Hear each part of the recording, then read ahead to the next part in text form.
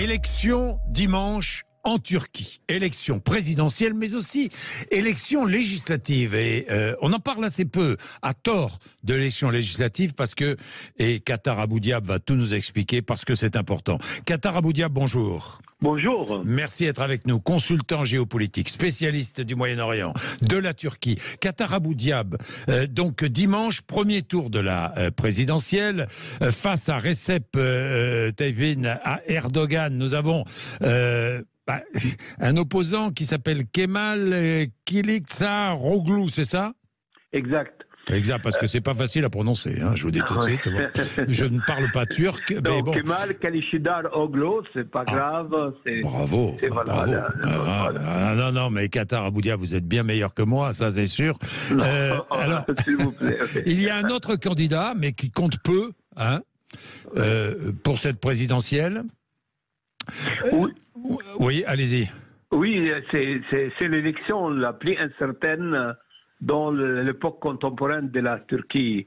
On aura donc un scrutin très serré entre Recep Tayyip Erdogan, le président turc, qui est sur place plus ou moins depuis 22 ans, face au candidat commun de l'opposition, les kémalistes, c'est-à-dire il est lié à Atatürk, qui a fondé la République turque.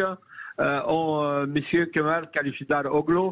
Récemment, il y avait un développement important. L'un des candidats, Muharrem İnce, s'est retiré. Oui. Lui, il a été crédité 2 à 4%, ce qui donne plus de chances, selon l'opposition, à Kılıçdaroğlu, et ce qui rend le combat d'Erdogan incertain, plus incertain que jamais. Et pour cela, la situation maintenant se caractérise par une rare violence. On craint le pire même en Turquie, car en fait, les deux partis comptent gagner. Et en plus, comme vous l'avez révélé, il y a les législatives, et ce n'est pas sûr que la majorité présidentielle correspond à la majorité parlementaire. Voilà. Alors, il faut savoir que ça se passe comme en France, hein, sauf qu'en France, les législatives sont juste après la présidentielle, pas le même dimanche, mais ça se passe comme en France, c'est une élection présidentielle éventuellement à 2 tours, hein, scrutin uninominal, il faut avoir 50% au premier tour pour être élu, ou 50% au second tour, hein, c'est exactement le même système qu'en France. Alors, la législative, vous dites oui, effectivement, parce que, imaginons, il y a plusieurs scénarios possibles, hein. Erdogan est élu, mais l'opposition est majoritaire au Parlement.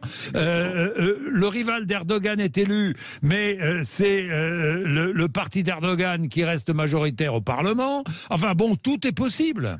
Car il y a un climat de méfiance. C'est pas sûr qu'Erdogan concède sa défaite. C'est pas sûr même que Kemal Kılıçdaroğlu accepte la défaite.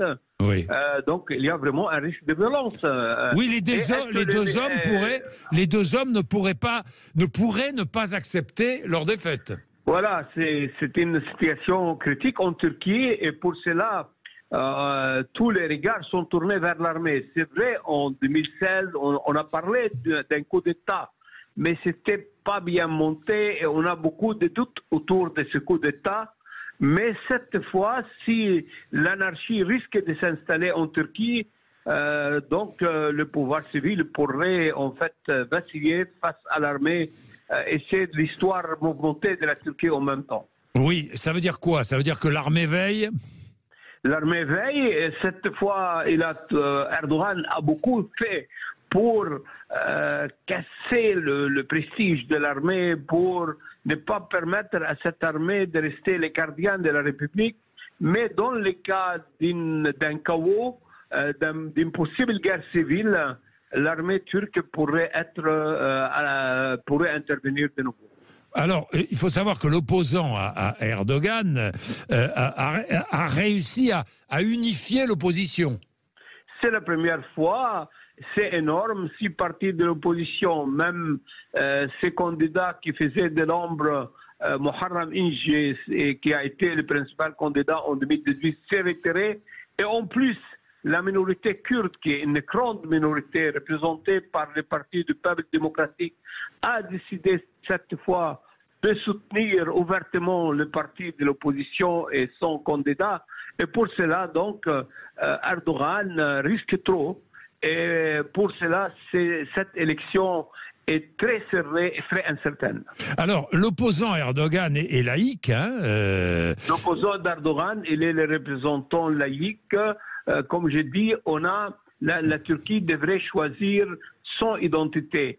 Est-ce qu'elle va partir vers un néo-ottomaniste, néo-empire ottoman avec Erdogan, islamiste conservateur, plutôt qui regarde vers l'Est plus qu'à l'Ouest, ou elle va recagner l'Occident avec Kemal Kılıçdaroğlu, les laïcs, les représentants d'Atatürk, qui a fait la République turque, et pour cela, c'est un grand conflit idéologique et national à l'intérieur de la Turquie. Oui, j'ai compris. Et l'élection du rival d'Erdogan pourrait faciliter l'ancrage de la Turquie en Europe et dans l'Union européenne. Mais j'ai une dernière question. Quelle est la situation aujourd'hui économique en Turquie? La situation économique est catastrophique. Depuis plusieurs années, la livre turque ne cesse pas de se déprécier.